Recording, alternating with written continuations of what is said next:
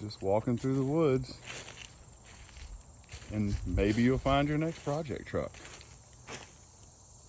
47 to 54 Chevrolet. Been sitting a long time.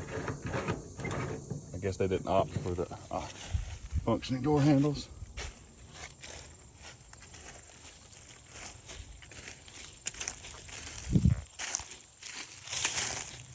Take a lot of work to get this out of here, but man, it would be cool.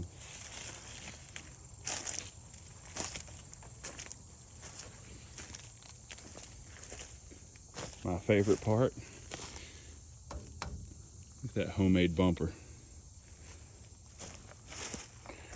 Nothing says farm truck like a homemade bumper and a mismatched door.